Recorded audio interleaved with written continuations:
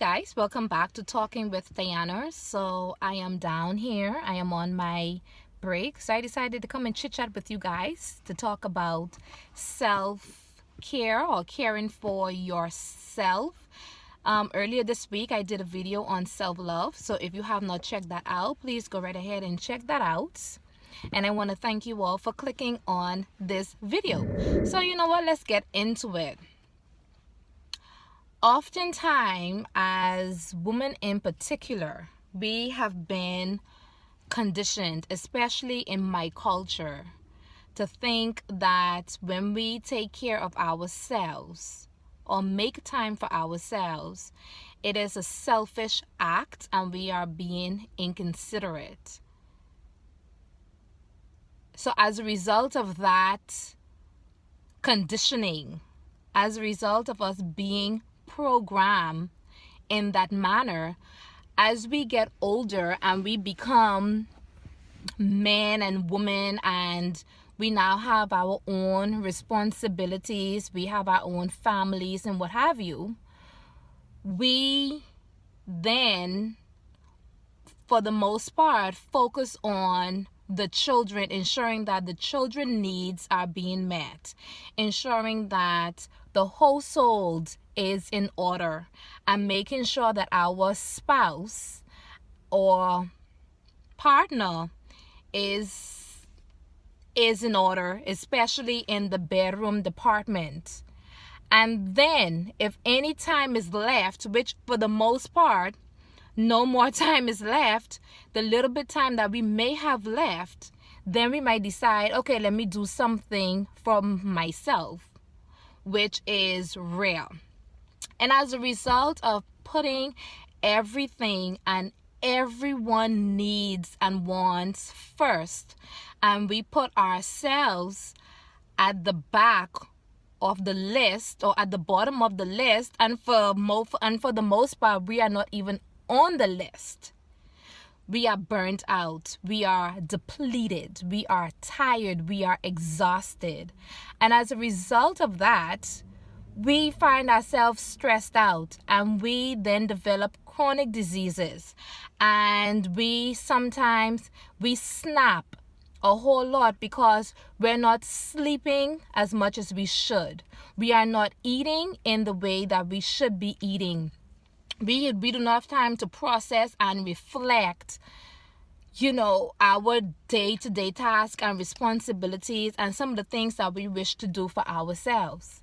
Many of us have stories, including myself, of persons, especially women, who were so busy and consumed with taking care of their entire households and completely, unconsciously neglected themselves simply because we've been conditioned to do so. Before you know it, they died before their time. When we talk about self-care, it is not just something that is physical. Effective self-care, it is physical, it is psychological, it is social, it is spiritual. We as a whole need to be healthy. We need to ensure that we are exercising and that we are eating well, and that we are also sleeping well. We need to ensure that we are setting healthy boundaries and saying no when we need to say no to people.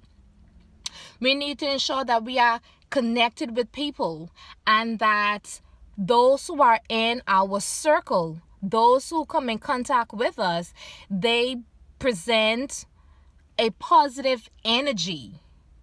Because if you are around negativity all the time, it affects your psyche. And that in itself can cause stress. And we all know it's all a ripple effect. You cannot say that I am mentally healthy when you are physically weak. You see what I'm saying? So taking care of ourselves needs to be a daily routine. And sometimes we feel as though when we self-care, it has to be something that is expensive, like going out partying or what have you. No, not at all. Because if it's a part of our daily routine, it will come normal to us. Learning to say no does not have a price tag on it. And yes, it may upset some people because you say no, but if those people are truly your people, your friends, your family members, and they care for you, they shouldn't really be upset about it. So I really and truly encourage you guys to take care of yourself. A few years ago, when my kids were younger, and me being in education at that time, I realized that when I pick up my children from school, I used to be snapping at them for the simplest things. And whenever they did something, my response to what they were doing was completely out of balance. And of course, my kids being who they are, extremely outspoken and forward as I am, they called me out on it. And I had to really sit back and reflect and figure out what was going on. But I realized, I wake up first thing in the morning. I'm dealing with the children. I'm dealing with myself, trying to get out of the house, drop them to school. And then I have to then go to work, and I'm dealing with children and teachers and parents, administrators. It's a whole lot of work, and being an educator or any job for itself could be extremely stressful. And as soon when I get off from work, I'm picking up my kids from school. So I have to jump into mommy duty, and I have to make sure that they do their schoolwork. I have to make sure that they are fed, that they take a bath, making sure that the household is in order. So of course, me not taking time for myself to process my day, to take a little breather, I'm snapping at my kids for no reason.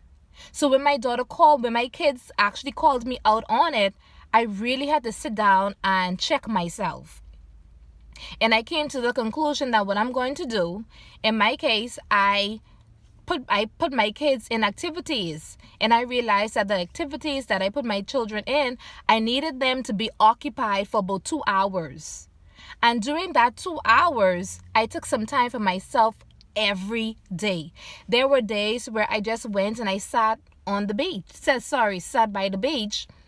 I may have read a book, exercise. Some days I took a nap. Some days I had a late lunch with friends. But either way you put it, I had time to decompress. I had time to release the stresses of what transpired earlier that day. So when I now pick up my kids when I pick my kids up from their activities, no matter what it is that they were doing or what they did, my reaction was equivalent to whatever that they did. So I didn't have to continuously be shouting at my children. I didn't have to do that because now I'm calm, I'm cool. And there were some days I went home and I just lay down in my bed and drank a little glass of wine. So, and that in itself, because of that moment, like a few years ago, I decided that I am going to take care of me and put me first. Because at the end of the day, if you do not take care of yourself, you're useless to anybody else. In the words of the late Maya Angelou, as you get older, you will discover that you only have 2 hands. One for helping yourself, the other for helping others. And notice she said helping yourself first.